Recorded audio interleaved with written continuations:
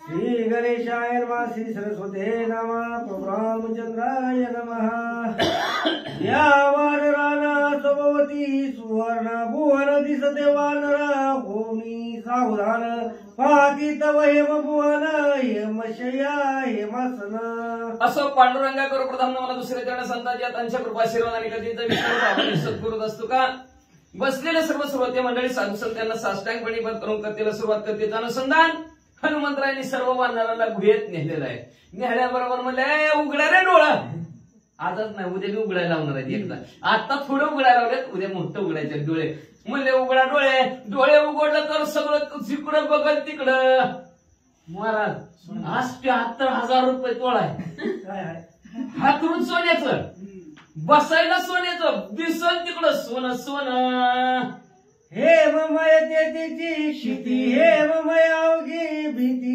हेमदीपिका हेमदीप्ती पात्रपंथी हेममय सगळं सोन्याचं जमीन सुद्धा सोन्याची भिंती सोन्याच्या दिवा सुद्धा सोन्याचा म्हणले सगळं बघल तिकडं सोनं सोनं हेम विमारे हेमंबरे हेमभूत सरोवरे हेममस्ते हेमनगरे जळचरे हेममय सगळं काय दिसल ते त्या विवरामध्ये असणारा पाण्यात हौद होता ती सुद्धा सोन्याचाच म्हणजे असणार असं म्हणजे काय लटकन फिटकन काय काय काय धुंबर फिंबर लावलेलं असतील सगळं सोन्याचंच म्हणजे लाईटी सुद्धा सोन्याच्या चमचम चमचम मुक्ताफळे हेमरत्ने हेम पदके हेमभूषणे हेममय उपकरणे हेमभरणे पशुपक्षी पशु पक्षी सुद्धा सोन्याने मडवलेलेच होते म्हणजे प्रत्येक वस्तू सोन्याशिवाय काहीच नव्हतं म्हणजे असणार काय दिसतंय ना तिथं सगळं सोन्याचंच होतं म्हणजे वाचा विवरी धनधान्य समृद्धी विवरी परमामृत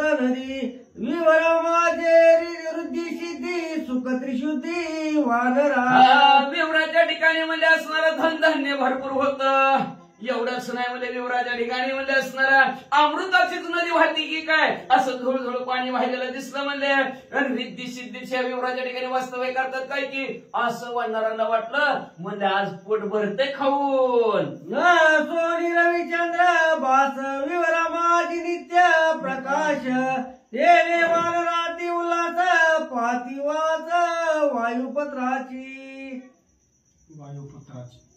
मग म्हणले असणार सर्व असणार त्या विवरामध्ये चंद्र सूर्याचा प्रकाश नव्हता पण ती सोन्याचाच उजेड पडलेला होता त्याच्यामुळं आनंद वाटला चंद्र सूर्य नाहीत पण कसला प्रकाश कसा प्रकाश सोन्याचा पडलेला आहे आता हनुमंतराय पुढे काय करायला होत्यात काय करत्यात त्यांच्या तोंडाकड आणि त्या घराच्या असणाऱ्या वाशाकडे बघायला लागले कसलं घर आहे काय घर आहे शिर म्हणिये स्थानी हनुमंत पाहुनिया नयनी मनुष्य मात्र दिशे नयनी सकळ भुवनी शोधिदास मनाला रमून टाकणारं घर होतं तिकडं बघल तिकडं भारी वा वा वा वाटायचं कुठं आणलंय काय की आपल्या घरी असावं असं हनुमंतराला वाटत होतं सगळीकडे बघायचं पण कुणी केलं असावं कोण या घराचा मालक म्हणून इकडं तिकडं फिरायला लागलं पण घरात असणारा मनुष्य दिसलाच नाही पूर्व देखिले मंदिरा माझी चिर कृष्णाची ना धारी तापसी बैसली एक कुमारी तेजे करी दैत्यमान आपल्या असणार तेजस्वी तेजस्वी असा ज्याने असणार काळे असणार वस्त्र धारण केलेले त्या अंगावर हरणाची कातरी पण ती काळीच अंगावर धारण केलेले म्हणजे आणि महान एक असणारी तपस्वी आपल्या तेजाने तप करत बसलेली तिचा सुद्धा खौजड पडला की काय त्या विवरामध्ये असं हनुमंतरायाला दिसलं प्रताप अंगी तेजाचा उमाळा ती सीधे कदाची डोळा वानर पाळा शंकरा तिने असणार आगळं वेगळं केलं ते काय तप केलं होतं त्या तपाच्या दारावरतीच्या असणाऱ्या देहाच्या ठिकाणी एवढं तेज पसरलेलं होतं लक्क असा प्रकाश पडला होता बघा काही तपस्वी माणसं असतात किती वर्ष बघितलं तरी तशीच दिसते ती तिकडे वर्ष बाबा बघायचे किती दिवस बघितलं जर का नाही हाय तसंच दिसायचं 10 वर्षांनी बघितलं 5 वर्षांनी बघितलं तर हाय तेवढं त्याच्यात बदलच दिसत नव्हता का तर तपाचं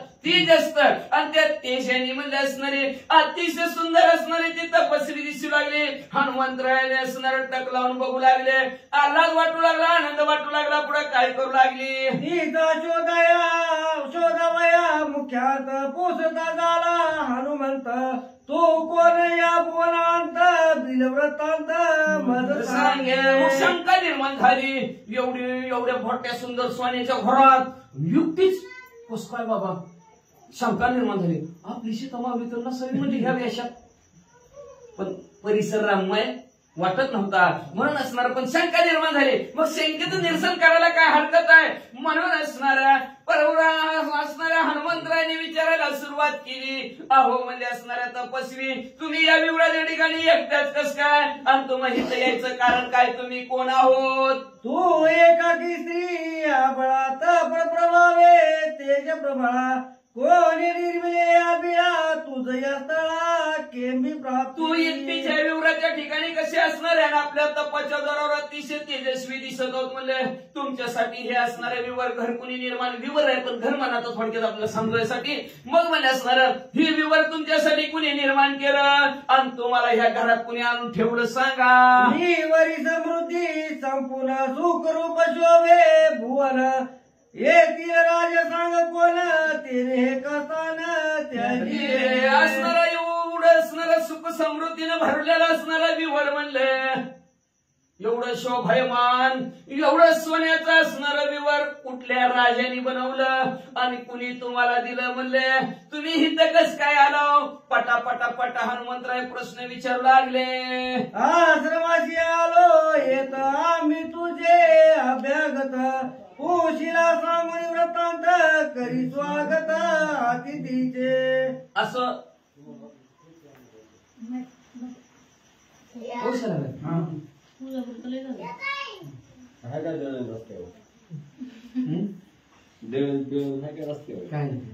असं अचानक भयानक तुमच्या आश्रमाला आलेला आणि येतच. असं किती त्यांची 4-5 झाली तरी येते. नियमच आहे. मग म्हणले अचानक भयानक असणार तुमच्या आश्रमाच्या ठिकाणी आम्ही आलेलो आहोत. अचानक आलो तर आम्ही तुमचे असणारे पाहुणे आहोत, अतिथी आहोत. तर अतिथीला आलेल्या पाहुण्याला तुमचा सगळा वृत्तांत सांगावा. सहज विचारतोय पाहुणं. हो चांगलं मंदिर बांधले, मूर्त्या कुठून आणल्या, कुठून आणलं, काय आणलं, कसं आणलं. जसं विचारावं तशा प्रकारचं म्हणजे असणार हनुमंतरायांनी सर्व हकीकत विचारल्या. तर सांगा पाहुण्यांना. ऐशे पूजता हनुमंत तापसी झाली अति विस्मित हे विवराती गुप्त वानर येत केवी. असं हनुमंतरायाने विचारल्याबरोबर तापशीला आश्चर्य वाटलं. विवर तर कुणाला दिसत नाही. नुसतं कशामुळे केलं हनुमंतरान. पक्षी बाहेर जात होते, पक्षी बाहेर येत होते. अनुमान प्रमाण काढलं. येत्र येत्र तत्र तत्र. ज्या ती पशु पक्षी धरा काढते त्या ती पाण्याचा लागा इथं नक्की कोणतरी राहत असावा असं अनुमान प्रमाण काढलं. आणि आश्चर्यचकित झाली तापशी. म्हणजे कुणाला न दिसणार ह्यांना दिसलंच कस काय, ही तर पोचलीच कस काय. यक्ष राक्षसा दुर्गमा नित्य देव दानव विवर गुप्त तुम्ही काय श्रीराम भक्त करीत येते. अनुमान प्रमाण काढलं ती तपस्वी हनुमान शर्वती ती सुद्धा. ज्या अर्थी हनुमंतराने अनुमान प्रमाण काढलं त्या अर्थी हिने तपस्वीने अनुमान प्रमाण काढलं. गण गंधर्व यक्ष किन्नर देवांना गुप्त असणार, त्यांना न तर्क काढता येणार असं वितर्क माझं असणार विवर असताना आतमध्ये कस काय बसले, कस काय आले. ज्या अर्थी आतमध्ये बसल्यात त्या अर्थी तुम्ही राम भक्त आहोत असं तपस्वी बोलू लागल्या. श्रीराम नामाचा विश्वास ज्याची नामी आवळी अनिची दुर्गमिरी त्या भक्तांची श्री निश्चयची मी जाणे. निश्चयाने मी जाणते. ठाम मनाने तू पक्क्या निश्चयाने तुम्ही राम भक्तच आहोत. का तर तुमचा राम नामावर विश्वास आहे आणि विश्वासाच्या ठाई सदोदित हरी. जिथं विश्वास आहे तिथं भगवंत आहे आणि विश्वास नाही पालत्या घागरीवर पाणी. काय उपयोग आहे. म्हणून जिथं विश्वास आहे तिथं भगवंत आहे. म्हणून तुम्ही असणारा विश्वास तुमच्या जवळ आहे आणि तुम्हाला हरनिशी रात्रंदिवस काय आवडतं.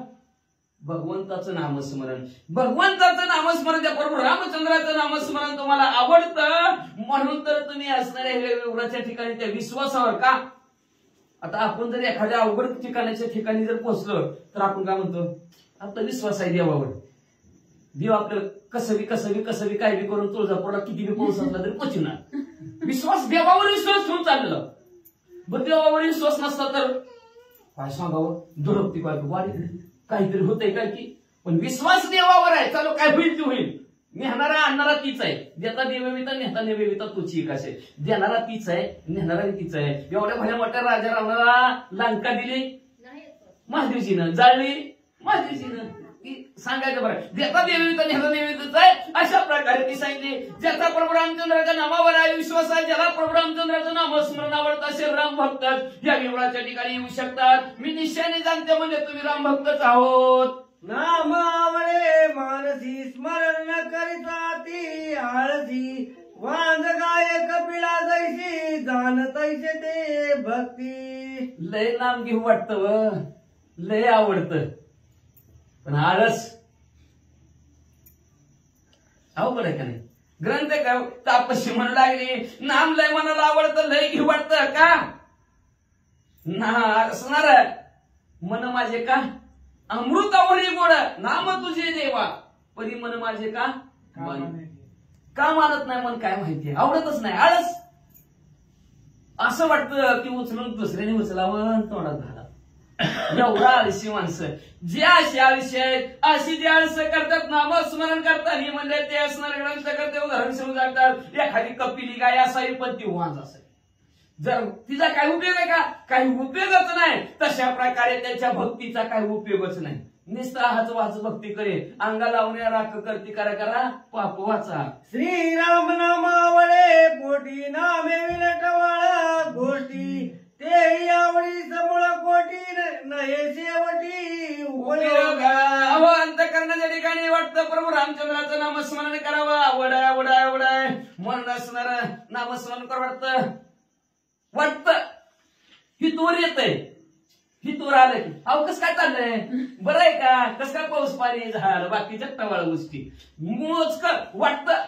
आता ऐकलं का नाही वाटतं बाबा आपण रोज पोतीला गेलं का नाही बसल्या बसल्या डुकलीची ती राम राम राम राम राम राम म्हणून बसायचं तेवढं तरी झोप यायची नाही वाटतं म्हणा. माझं सांगतो माझं सांगतो पण मी तसंच केलं म्हणलं झोपत कसं काय येते बघतोच म्हणला.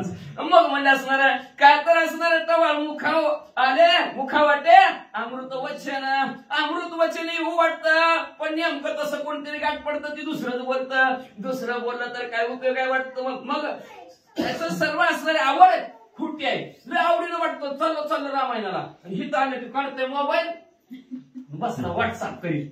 काय व्हॉट्सअप नाही का इथून असं इकडून वाटाय तिकडून वाटाय झालं फोनवरची वाट झालं बसतं सारखं. काय उपयोग आवड मोठी आहे पण आवडीची असणारी खोटी गोष्ट आहे. मग त्या भक्तीचा काय उपयोग आहे का काही उपयोग नाही. वाचा मूलाम्याची नाणी जैसी घातकी होती ज्याची त्याची. धार्मिक भक्ती जाण तैसी साधकाची अपघाती. साधकांचा अपघात करणारे असं आहे. आपण मी म्हणतो चालला कुठं रामाला पण गेल्यावर काय करतोय नाहीतर माणसं म्हणतात ना ती वरून कीर्तनातून तमाशा. तसं मुलाण्याचं नाणं जरी असलं तरी घातक आहे. चलेल काय ना अंधाराचा फायदा आहे आणि त्या आजीला काय दिसत नाही का त्यांचे रुपये त्यांच्या दुकानात आणि ओळखीने राजीनामा कसं काय अजून काढता येईल लगेच आहे का नाही. पहिलं जुनं चलत होतं तसं आता काय आता मोठ्याने बल पाहिल्यात काय विषय मिटला. पहिलं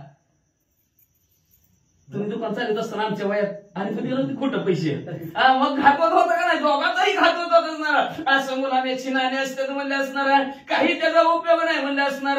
घातच होतो म्हणजे ते वापरल्यानंतर पुढच्याचाही घात करतो ना आपलाही घात करतो. तशा प्रकारे भक्ती करत असणार जर पुढच्या फसवत असला म्हणतो नामस्मरण करायचं पण नामस्मरण करतच नाही तर त्याच्यासारखा फसवणारा फसव्या कुणीच नाही स्वतःचाही अपघात होतो. अशा प्रकारचं ग्रंथकर्ते सांगतात. निजात्मा प्रतीची कैची त्याची भजन नुरे त्याचे त्याची. विकल्प डोळ पडले भक्तीशी लोभे त्याची नाघवेले. मग काय करतं त्याच्या अंत डोळ्यासमोर असणारा विकल्प संशय येतो. म्हणतो एवढं रोज रामायणाला जातो ह्या पडा घालतो तरी माझं कसं काय कल्याण होईना कशाने कल्याण व्हायचं. हिथं आलं की तुझा चाळ दुसरंच असते हाय का नाही. कसं होणार मग आलो ज्या कामासाठी ते काम करायला पाहिजे का नाही पण तेच काम सोडलं दुसरंच करत ना मला पगार देईल का. हे असलं मालक आपल्यासारखी मालक म्हणते ते नीट काम करीत नाव कसे पगार कट पगार ह्याच्यात वाजा त्याच्यात वाजा. ती बी मालक तसंच करेल.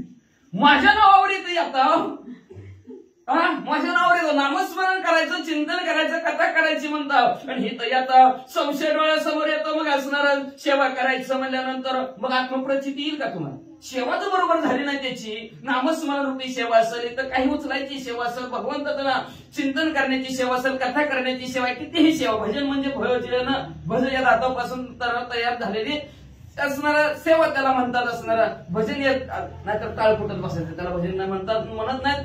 भजन हे भगवंताची सेवा आहे. मग कुठल्याही प्रकारे करा तर आत्मप्रचिती येते. मग आत्मप्रचिती जर नाही आली तर तुमची सेवा चुकली असं समजावं. पण मग असणारा त्या भक्ती सुद्धा संशयाला की का तर लोभ निर्माण होतं, हे मिळावं ते मिळावं, त्याच्यामुळे असणारा त्रास साधला जातं. आणि जी प्राप्त करायचं असतं ती प्राप्त होत नाही का तर व्यवस्थित भक्ती नसती म्हणतात. वाचा तुम्ही नेटाचे श्रीराम भक्त विवारी प्रवेशता येत देहलोभ निर्मुक्त तुम्ही समजता माझं पूज्य. देवाला पूजनीय कोण होतं आणि त्या तपस्वीला पूजनीय कोण झालं म्हणले? तुम्ही म्हणजे असणारे नेटाचे नाम भक्त आहेत. नेटाने देवीच्या देटापासून प्रभू रामचंद्राचं नामस्मरण करणारे होत म्हणजे तुम्ही. तुमच्यापाशी निष्ठा आहे प्रभू रामचंद्राच्या नावावर. निष्ठा निष्ठी अजिबात नाही. निष्ठा निष्ठी केली असती तर देवळात पोहोचलाच नसता. का? तुमच्या जवळ असणारा देह लोभ नाही. देह लोभ सोडला गेला आणि अखंड प्रभू रामचंद्राचं नामस्मरण करतो. म्हणून तुम्ही ह्या युवराच्या ठिकाणी आलेलो आहोत, म्हणून तुम्ही मला पूजेल. मी तुमची आता पूजा करते ऐका. जन्म मरणाची भयशारी तुम्ही घालुनी तोडही प्रवेश ती याविवरी राम निर्धारी भक्तांचा. प्रभू रामचंद्र स्मरण निर्धाराने आधार कोण असेल तर प्रभू रामचंद्र आहेत का? तर तुम्ही असणारं काय केलं? ह्या देहाची जी काय आशा लोभ आहे तो म्हणजे असणारा जन्म मरणाची जी काय भीती आहे त्याला पायाखालीच लोळवलं. तुम्ही पायातलं तोडर बनवलं. तोडर असणार ते तोड असतात, पायाखाली लोळवलं त्याला. त्याच्यामुळं तुम्ही ह्या विवराच्या ठिकाणी घुसलेला आहोत म्हणले. म्हणून म्हणले तुम्हाला असणारा प्रभू रामचंद्राने का आपण घ्यावे त्याचे नाव, त्यांनी करावे त्याचे काम. तुम्ही नुसतं त्याचं नाव घेता आणि तुम्हाला संकटात बाहेर काढायचं काम त्याचं आहे. त्यांनी बरोबर काम केलं प्रभू रामचंद्राने असं ती तापसी म्हणू लागली. रामस्मरणाची विघ्न निर्विघ्न होती त्याची तो प्रताप तुम्हा मानराशी तुमची दासी. मी आता आज मला असणारे प्रचिती आली जो हरनिशी रात्रंदिवस प्रभू रामचंद्राचं नामस्मरण करतो त्याच्यावरचं विघ्न निर्विघ्न होतं. सर्व त्याच्यावरची विघ्न नाही हे मला आज कळलं. तुम्हाला किती मोठी विघ्न आली. एका वानराला येत नव्हतं, गुदमरत होतं ना आतमध्ये. आपण तोल घरात गेलं तरी लगेच इशीन फॅन किती लावलेलं असतं ते बंद व्हायचं समजा लाईट गेलेलं. किती गुदमरत विवरात. मग सगळ्या वानर मंडळीला सगळं हनुमंतराय तिथपर्यंत घेऊन गेलेलं आहेत. म्हणून म्हणले असणार तुम्ही म्हणजे असणार प्रभू रामचंद्राची सेवा ते करत आहोत. त्याच्यामुळे प्रभू रामचंद्राने तुम्हाला वाचवलं, इथपर्यंत पोहोचवलं. मी आता तुमची दासी आहे, सेवक आहे. काय काम करू सांगा? तू वानरा समजता मुख्य भक्त तू श्री हनुमंता. श्रीराम भजन एकाग्रता तुम्हा समजता. अहो वानर मंडळीनं तुमच्यामध्ये असणारे श्रेष्ठ ते हनुमंतराय आहेत. त्या हनुमंतरायाच्या प्रतापाच्या जोरावर तुम्ही सर्व साऱ्या विवराच्या ठिकाणी आलेलो आहोत. काय तर त्या प्रभू रामचंद्राच्या भजनामध्ये त्यांची एकाग्रता आहे. एकाग्रता पाहिजे. कळलं ना? एकाग्रता एक मन एकाग्र झालं पाहिजे, नाहीतर आपलं असतं वेगळंच असतं. म्हणून भगवंताचं भजन भक्त करत असताना मन एकविध झालं पाहिजे. एकाग्रतेने प्रभू रामचंद्राची सेवा करतात. म्हणून तुम्हाला सर्वांना तारून घेणारा प्रभू रामचंद्राचे सेवक हनुमंत आहेत. त्यामुळे सुद्धा सर्वांना तारून घेता येतं. कोटे असून उपयोग नाही. पुत्र व्हावा ऐसा गुंडा त्याचा फडकावा त्रिलोकी झेंडा. 1000 असून काय करायचं त्या कौरवासारखी एक असला बस झाला म्हणतात. वाचा म्याजी केले अनुष्ठान तेरे मज झाले ज्ञान. हनुमंताचे भक्ती समान नाही आन त्रिलोकी याद. पुण्य फळाले भौत दिवसा, पुण्य फळाले भौत दिवसा. भाग्य उदयाचा ठसा, भाग्य उदयाचा ठसा. सन्मुख तो कैसा, सन्मुख तो कैसा. संता शरण पावलो. आज पुण्यवाद भाग्य उदयाला का प्रभू रामचंद्राचे सेवक निश्चिम भक्त असणारे हनुमंतराय, ज्याने भक्तीच्या वाटा जगताला दाखवल्या, त्या हनुमंतराय मला आज भेटले. आईचे बोलता तापसी प्रेम लोटले तियेची, लोटांगणी हनुमंताची हुकसा बुकसी स्पुंदत. अशा प्रकारे तपशी बोलता बोलता असणाऱ्या कंठ सद्गतीत झाला, कडनं डोळ्यात नसणाऱ्या तिच्या पाणी वाहू लागलं. हनुमंतराय समोर असणारे वक्सा बोक्षी रडू लागली. रडता रडता रडता रडता काय म्हणू लागली. अग्नी का पुरा होता भेटी विरोधी रेरांचे पोटी, निरालंब बोले शेवटी तैशीच गोष्टी तेच झाली. हवं म्हणजे कसं झालं म्हणजे दोघांची भेट झाली, कापुराच्या वाती उधळल्या जाते, खायची समाप्ती झाली. जशी दोन कापूर एकत्र आल्यानंतर ज्योत जशी शिल्लक राहावी तसं दोघांमध्ये शिल्लक राहिलं. वाचा निधारिता हनुमंत रूप तापसी झाली, रूप पाहता तापसीचे रूप सुख स्वरूप हनुमंत. हवं दोघेच असणारा निर्देव तू भक्त असणारा तपस्वी तू हनुमंतराय. संपून गेले दोघं एकच दिसू लागले. वाचा भक्त बेटीचे लक्षण लक्ष लक्षातीत गहन, आणि मने चैतन्य समाधान. मनाच्या ठिकाणी चैतन्य स्वरूप दोघांच्या ठिकाणी झालेलं आहे. दोघं असणारे मिसळून गेले. असणाऱ्या दोन भक्तांची भेट म्हणजे लक्षाच्या पलीकडची असती. लक्षाला ती येतच नाही म्हणजे लक्षात कुणाच्या येतच नाही अशी भेट असते. वाचा तप केले निष्काम मती, त्या तपाची झाली फलप्राप्ती. भाग्य भेटलाची मारुती भवनिर्मुक्त.